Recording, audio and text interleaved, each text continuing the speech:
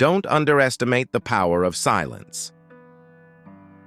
Many of us have forgotten or even fear quiet.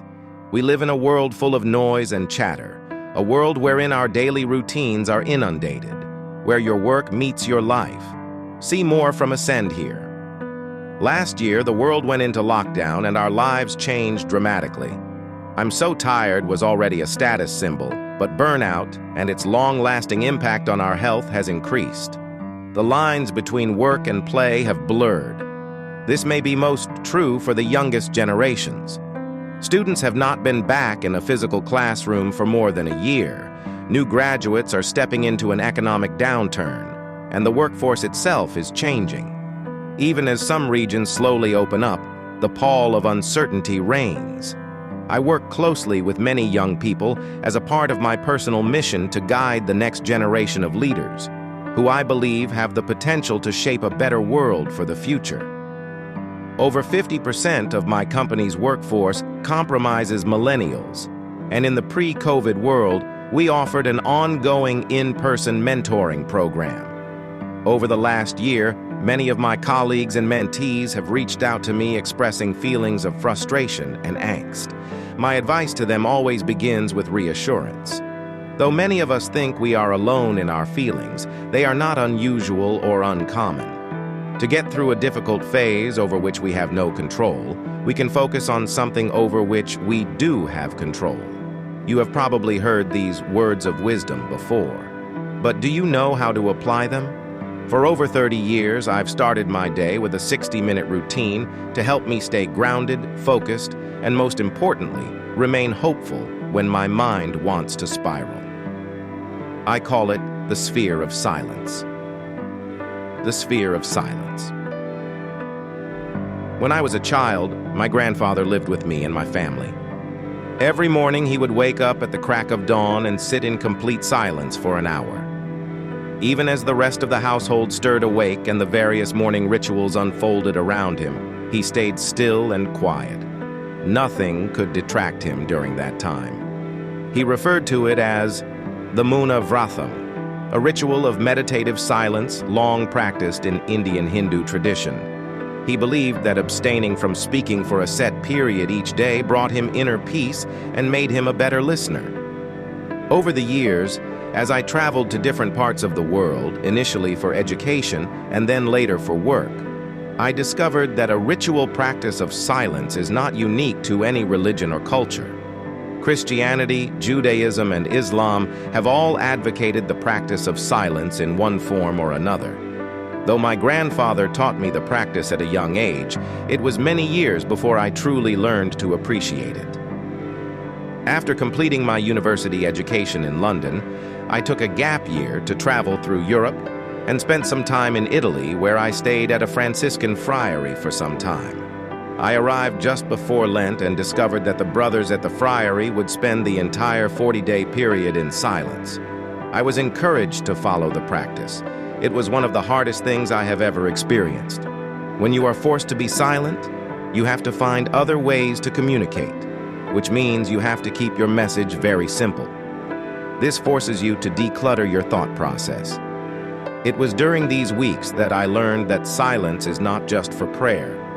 Being silent allows us to channel our energies. It gives us the clarity we need to calmly face challenges and uncertainty. The hour of silence I practice each morning, and encourage you to practice as well, can be a time for collecting our thoughts, training our minds, and deciding how we want to enter into the day. The routine. The sphere of silence is broken into 3 segments of 30 minutes, 20 minutes, and 10 minutes each. If you are just starting out, you can try a shortened version by slicing time off each of the segments, but I highly recommend working your way up to the complete 60 minutes for optimal benefits. Your aim should be to complete a 21-day cycle without any breaks. When you start, you will think it is easy. Then, the initial inspiration will fade and reality will set in. Fight through this phase and stick to the routine. Forming a habit takes time, but eventually it will become second nature. When I first began practicing the sphere of silence regularly, some of the earliest changes I noticed within myself came around that 21-day mark. The prep. The ground rule, as the name indicates, is to keep complete silence. The entire 60-minute practice must be done with no distractions from the outside world, so switch off all your devices and find a quiet spot away from others. Have a journal and a pen ready. Also, pick up a book you've been meaning to read for a while and set it near you. While you don't necessarily have to practice the sphere of silence in the morning, I've found that doing so gives me a boost of productivity and calm that helps me combat the stresses of the day.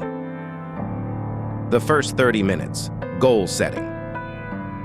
My experiences at the Friary inspired the process for this first segment of the practice, which is also the most important. I've broken it down into 3 10-minute sets. Pick up your journal and spend the first 10 minutes writing your short-term, medium-term, and long-term goals. Then, dedicate the next 10-minute set to assessing your progress on the goals you set the previous day.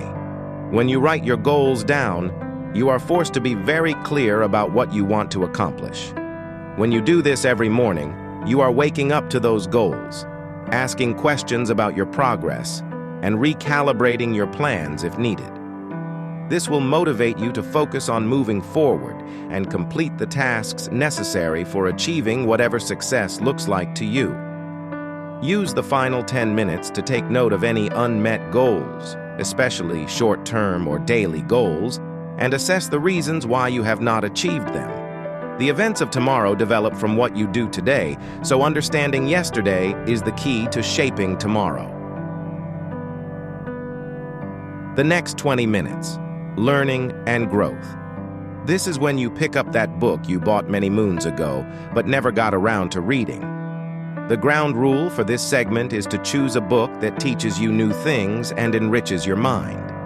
When you make reading a part of your morning routine, when your mind is rested and fresh and ready to absorb new ideas, you begin your day filled with motivation as opposed to fear of the unknown. This part of the process was adapted from my time at the Ramakrishna Mission in Singapore, where I stayed after completing high school. The mission is a prominent global welfare and spiritual organization that is involved in charitable activities around the world. As a part of my duties as an apprentice, I had to read a set of books and summarize them for the library's catalog. If I had questions, I had to note them down and discuss them during meal times with the elders. This is where I developed the habit of reading in complete silence and taking down notes as I read. I found that by writing down my learnings and insights, I was able to come up with action points to implement into my own life based on the ideas in the book. So spend the first 10 minutes of this step reading a chapter of your book. Then, use the remaining 10 minutes to write down a summary of what you just read by hand. By the time you finish the book, you will have engaged in an extra layer of processing, allowing for deeper retention and analyses and strengthening your short-term memory. The final 10 minutes. Mindfulness. This final segment is an important grounding process, like a cool down after a good workout. Use these last 10 minutes for self-reflection, and, if you believe in a higher power, for communicating with God, the universe, your spirituality, or whatever you prefer. My grandfather inspired this final process. For him, that hour of silence each morning held a spiritual dimension that led up to his daily morning prayers. The approach is entirely up to you, but the objective of this segment is to be present and pay attention to your feelings. The added benefit of silence is it acts as a natural filter to your thoughts. It gives you time to think about what you are feeling and what those feelings mean to you. I have realized that this part of the practice is also a powerful way to deal with anger. It allows you to harness your calm during stressful situations and mindfully choose to stay out of negativity. Tactile. When you practice the sphere of silence without a break for 21 days, you will likely notice immediate changes in how you perceive the world around you, begin to acquire an intense insight into everything you do, and find a greater sense of balance. Many of us have forgotten, or even fear, quiet. We live in a world full of noise and chatter, a world wherein our daily routines are inundated with distractions and responsibilities. This practice is an investment in yourself. It is a way to take control of the remaining 23 hours of your day. Projecting the day in your mind before it begins, making decisions, and watching them manifest. All these things have a deeper purpose than simply taking control. When you see your vision come to life, this ultimately gives you confidence and a deeper understanding of who you are. You learn to trust yourself, are able to count on your decisions, and feel more secure amid the noise and uncertainties around you